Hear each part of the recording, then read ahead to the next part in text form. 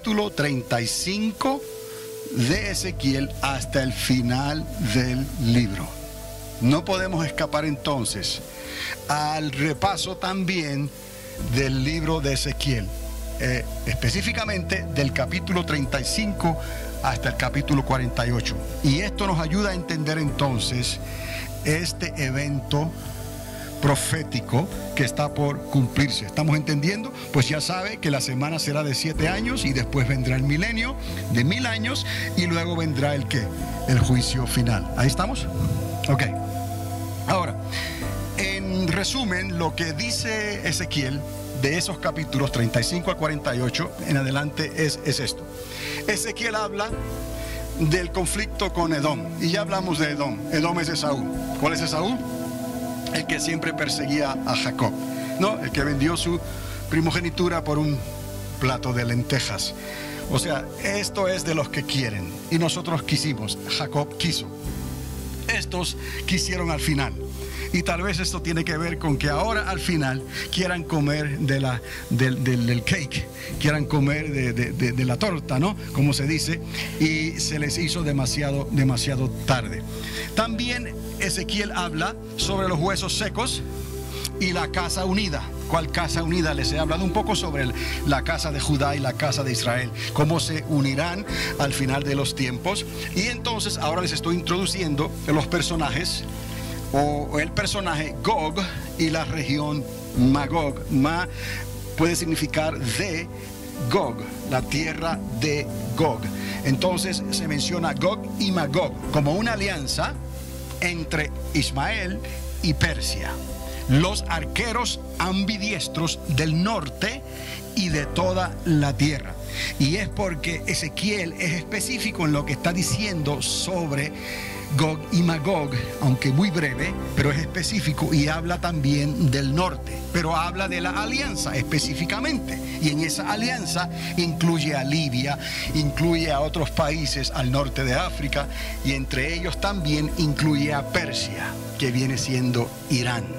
Entonces es interesante atar los cabos sobre esta información que nos da Ezequiel, porque nos ayuda a entender entonces lo demás que hemos estado estudiando. Pero también habla de la construcción del nuevo templo. Y esto es importante porque muy pocos conocen de ese nuevo templo, o sea, el cuarto templo. Y también del reparto de la tierra. Sí, el Señor repartirá la tierra durante esos 1000 años, la repartirá en 12 distritos. O sea, a las 12 tribus de Israel. ¿Está entendiendo? Dios no ha terminado con Israel. Y en realidad les podemos decir aquí por el internet, podemos decir que bíblicamente hablando, Dios nunca terminará con las promesas que le hizo a Abraham. Y la nueva Jerusalén dará evidencia de que nuestro Dios va a cumplir y cumplirá las promesas que le dio a Abraham, a Isaac y a Jacob. Y dentro de todo eso está la iglesia de Jesucristo. Pero tenemos que entender estas cosas para poder ver claramente cómo Dios ha hecho un pueblo y no ha hecho una iglesia gentil que tomará las riendas de la eternidad. No, mis amados, Dios cumplirá las promesas que le hizo a Abraham, a Isaac y a Jacob, porque fueron promesas que hizo eternamente y para siempre. Dentro de eso, ahí vemos la iglesia de Jesucristo. Entonces, en resumen, los huesos secos, Edom, Gog y Magog, el nuevo templo y la repartición de la tierra. Les dejé esto abajo porque de aquí en adelante esto es lo que estamos viendo. Ya pasamos la gran tribulación, entramos al milenio y lo que viene es el juicio final. Después de esto vendrá entonces la nueva creación, cielos nuevos y tierra nueva. ¿Está conmigo? Amén. Entonces, Juan no menciona a Gog y a Magog hasta el final del milenio, pero menciona la alianza de los ismaelitas, expertos arqueros ambidiestros, con el primer jinete del Apocalipsis. Y eso pues ya lo vimos, ¿no? Como hicimos la conexión. Ahora, Ezequiel los menciona como una alianza con los del norte. ¿Recuerdan el famoso dicho de, espero que no dije una palabra muy rara, ¿no? El famoso dicho de Ezequiel: diré al norte, da acá. ¿Ok? Entonces, Dios está hablando proféticamente cuando se cumple el momento en que Jerusalén será atacada por el Octavio Rey y por la alianza de los ismaelitas y de Gog y Magog para prepararse para el conflicto de Armagedón. Entonces, repito, menciona la alianza, sí, del primer jinete de Apocalipsis con los ismaelitas, y Ezequiel, eso fue Juan, Ezequiel los menciona como una alianza con los del norte, y el libro de Enoch identifica, en lugar de decir Gog y Magog, ¿sabe cómo dice el libro de Enoch? Los medos y los persas. Muy interesante eso. Y yo uso a Enoch confiadamente, ¿por qué? Porque Judas lo usó. Si Judas lo usó, ¿por qué nosotros no podemos leer el libro de Enoch? ¿Me está entendiendo? ¿Estamos diciendo aquí algo herético? De ninguna manera. Si Judas utilizó la información del libro de Enoch, nosotros podemos leer y repasar el libro de Enoch. No estamos exigiendo que el libro sea canonizado y unido a los 66 libros, aunque el libro de Enoch sí es aceptado por otros grupos evangélicos, especialmente en el norte de África. Entonces, hay judíos que consideran el libro de Enoch como algo canónico también. Pero no venimos aquí a hablar del libro de Enoch, solamente quiero usarlo como referencia. ¿Está conmigo? Entonces, vea el mapa, los 7 años, 1000 años, el juicio final, el trono, gran trono, y luego la nueva Jerusalén. Ahí estamos. Continuamos. La declaración de Juan sobre Gog y Magog significa que ese espíritu de desafío será despertado por la serpiente antigua por un poco de tiempo al final del milenio.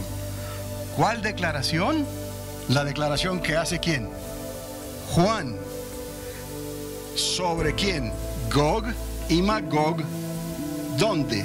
Al final del libro de Apocalipsis. Eso quiere decir que ese espíritu todavía de desafío, porque hasta que la serpiente antigua no fue suelta por un poco de tiempo, las naciones estaban tranquilas. Pero si usted lee al final del libro de Apocalipsis, se da cuenta que tan pronto la serpiente antigua, el diablo, el Señor la reprenda, es soltado de su prisión, reúne ¿a quién? A una grande multitud de todas las naciones de la tierra para atacar el campamento de los santos. Entonces, ese espíritu de desafío será despertado por el dragón por un poco de tiempo al final del milenio. Ahora, eso es todo lo que le queda al dragón en su último intento para luchar contra Dios, justo antes del juicio final. Repito esto, preste atención. Este último desafío es todo lo que le quedará al dragón. Será su último intento para luchar contra Dios, justo antes de ¿qué? Del juicio final. ¿Y qué hemos estudiado ya? ¿Qué ocurre en ese momento? Cuando ellos se levantan contra Dios, contra el campamento, ¿qué hace Dios el Padre? Hace descender fuego del cielo y los consume a todos. Así que nuestro Señor Jesucristo no tendrá que pelear otra vez contra ellos. En este caso, el mismo dragón quizás se hace presente con los ejércitos de Gog y Magog. Pero de igual manera serán vencidos por el poder de Dios. Estamos entonces llegando ya a la conclusión de este estudio en esta noche. Edom es la alianza con la gran ramera, Babel, Roma, y el sistema popular, político y religioso, rico, que llega a su fin ante el Octavio Rey. Ya eso lo hemos visto. Es el Octavio Rey, la alianza de los 10 reyes, quien destruyen el sistema de la gran ramera, quien destruyen esa segunda torre de Babel, como habíamos dicho. La restauración de las dos cosas, o las dos casas, mejor dicho, la restauración de las dos casas es la restauración de toda la casa de Israel, o sea, Judá e Israel. Vendrá una restauración de toda la casa de Israel durante ese milenio. Ahora, es necesario recordarles esto, mis amados, que nosotros, la iglesia, el pueblo de Dios que fuimos transformados, estaremos trabajando en el milenio, pero no con estos cuerpos humanos. Tendremos cuerpos glorificados, pero estaremos trabajando durante ese milenio. Ahora, les recuerdo que las naciones que entraron en ese milenio, las naciones de toda la tierra, incluyendo entonces, aquí parece ser, los descendientes de Jacob, del pueblo y de toda la casa de Israel, ellos se multiplicarán y ellos poblarán la tierra otra vez durante esos 1000 años. Es necesario que entendamos esa aclaración, que sí estaremos todos, pero nosotros estaremos con cuerpos glorificados y ellos estarán entonces como seres humanos sobrevivientes que pudieron entrar al principio del milenio para poblar la tierra. Entonces, continuamos. El nuevo templo, estoy ya resumiendo finalmente, el nuevo templo es el templo que se construirá al comienzo del milenio para el reino de Cristo, o sea, el cuarto y último templo. De ahí que les dije, será el cuarto y último templo en la tierra que conocemos. ¿Por qué en la tierra que conocemos? Porque cuando Dios haga los cielos nuevos y la tierra nueva, cuando venga esa nueva creación, entonces habrá un templo final, eternamente y para siempre. Pero ¿quién será el templo? Nuestro Señor Jesucristo. Él mismo será el templo y Él será la luz, eternamente y para siempre. Por eso es necesario recordar que durante el milenio, ese templo glorioso que habla y describe el profeta Ezequiel será un templo temporero, aún así, pero durará 1000 años. La repartición de la tierra, como dice Ezequiel, serán los 12 distritos repartidos a los hijos de Jacob como las provincias del reino de Cristo, además de las naciones de la tierra. Durante ese milenio habrán 12 provincias específicas repartidas y asignadas por Jesucristo a las 12 tribus de Israel.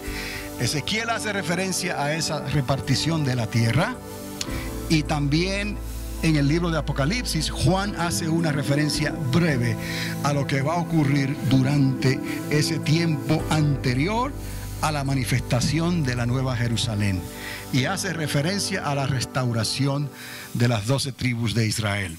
Entonces, recordando otra vez que esas provincias estarán en la tierra, además de las naciones de la tierra que estarán poblando la tierra como hoy la conocemos, restaurada en cierta manera por nuestro Señor Jesucristo, pero no es la tierra nueva todavía.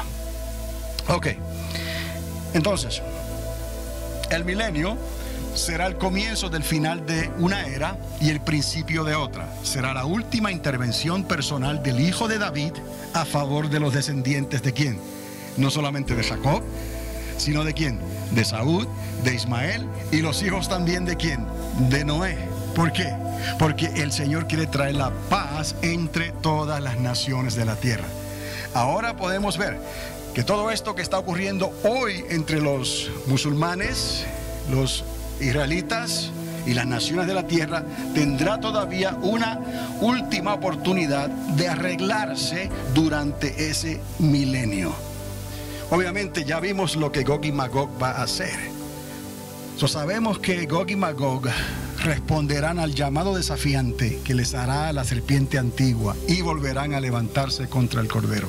Pero en esa ocasión Dios el Padre los vencerá. Entonces, la intervención final contra Gog y Magog al final del milenio la obrará el mismo Padre, nuestro Padre Celestial, desde los cielos. Él se encargará de destruir a esos enemigos finales. Esto preparará la tierra ahora para la nueva Jerusalén. Estamos viendo que anteriormente se nos mostró que Dios va a preparar entonces la tierra para el milenio de Cristo, y se menciona la posibilidad de las bodas del Cordero y de las cenas. Pero en realidad, ¿ocurrirán las bodas todavía o falta algo más? ¿Que una boda pudiera celebrarse entonces? Sí, pero vamos a ver. Juan le escribe por boca del ángel, él escribe esto: ven y te mostraré la novia, la esposa del Cordero. Y uno de los 7 ángeles llevó a Juan y le mostró la desposada con el Cordero. Ahora, le menciona a Jerusalén, la nueva ciudad, en Apocalipsis 21, 9 y 10.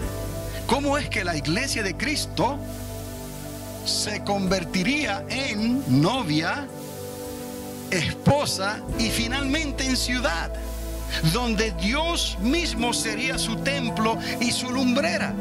Eso es increíble, pero esto es lo que está diciendo el Señor a través de Juan, que la desposada, la novia del Cordero, Él la presenta como la nueva ciudad. Que la iglesia, la desposada, la novia, la esposa, se va a convertir en una gran ciudad, la Nueva Jerusalén. Parece ser que eso es lo que Juan nos está dando a entender. Y que entonces Dios, el Señor, será Él su templo y su lumbrera. Qué increíble esto. No podemos entender cómo Dios va a hacer esta transformación tan gloriosa, pero ahí queremos estar. Queremos estar donde está Dios, en el centro del corazón de Dios, para la gloria de su nombre. Amén. Mire, será una nueva creación como nunca antes ha sido imaginada por hombre alguno. Que Dios nos ayude a entender cómo toda la casa de Israel fue restaurada. Por eso la iglesia nunca deberá de olvidarse de las promesas que Dios le hizo a Abraham, a Isaac y a Jacob. No podemos eliminar esa historia del recuerdo de Dios. Dios la tiene esculpida en la palma de sus manos. Las marcas de Cristo marcan la intervención de Cristo por nosotros, por toda la eternidad. Las promesas de Dios hechas a Abraham marcan el pacto que Dios hizo con ellos, a Abraham, a Isaac y a Jacob. No podemos poner a un lado estos eventos. La casa de Israel será restaurada y nosotros somos parte de esa restauración como iglesia de Jesucristo. Y finalmente, esto abrirá las posibilidades de que el gran banquete de bodas que habló Cristo en la parábola de las 10 vírgenes, les dije Mateo 25, tenga que ocurrir cuando ya todos y todo esté preparado. Entendamos esto. Tiene sentido que todo este proceso, todo este trabajo, todo esto que Dios ha querido hacer, Cristo, durante el milenio, para unir la casa de Isaac, la casa de Jacob, la casa de Saúl, la casa de todos los que descendieron, que entraron después del diluvio, que fueron los hijos de Noé, y de ahí se repartieron todas las naciones de la tierra, incluyendo a Gog, incluyendo la tierra de Magog. Todo eso tendrá la oportunidad de restaurarse pacíficamente bajo el príncipe de paz. Será la paz verdadera como Dios la da durante esos 1000 años. Esa es la voluntad perfecta de Dios, y Dios le está dando la oportunidad a todos, a los judíos, a los gentiles, a los musulmanes, a toda la creación, de que sean restaurados. Si pueden creer ahora al único profeta verdadero, al profeta de profetas, que es Cristo Jesús, Jesús de Nazaret. Él es la verdad, el camino y la vida, y nadie podrá entrar en su reino a menos que pase a través de Él, por el Espíritu Santo, que trae la convicción de que Él es el Hijo de Dios, que no hay otro camino para llegar al reino de los cielos. Lo sentimos por Mahoma, lo sentimos por Buda, lo sentimos por las otras creencias que son sinceras, pero están sinceramente equivocadas. Lo sentimos. El único camino es Cristo, no hay otra forma. Cristo quiere dar la oportunidad. Al final de esa semana 70, todavía los ángeles estarán proclamando desde los cielos que no se dejen poner la marca de la bestia, que crean la palabra de Dios antes del conflicto de Armagedón, porque luego que el conflicto ocurra, luego que esa cena de las aves ocurra, entonces no habrá otra oportunidad para esos que están vivos durante esa última semana. Tendrán que esperar, los que sobrevivan, entrar al reino de Cristo otros 1000 años y no ser engañados si llegaron hasta esa edad, al final, por Gog y Magog, por la serpiente antigua, el dragón. Tendrán que esperar para que, si son fieles durante el milenio, entonces puedan entrar entonces como la casa de Israel.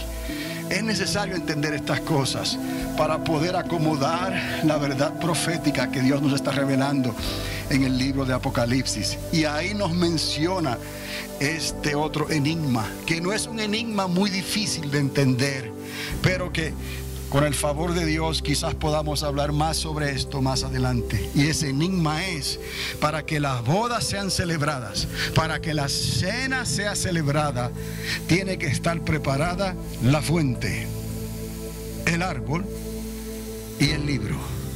En otras palabras, los invitados todos tendrán que estar preparados. Sus nombres en algún libro necesitarán estar escritos para que puedan entrar al gran banquete de las bodas del Cordero.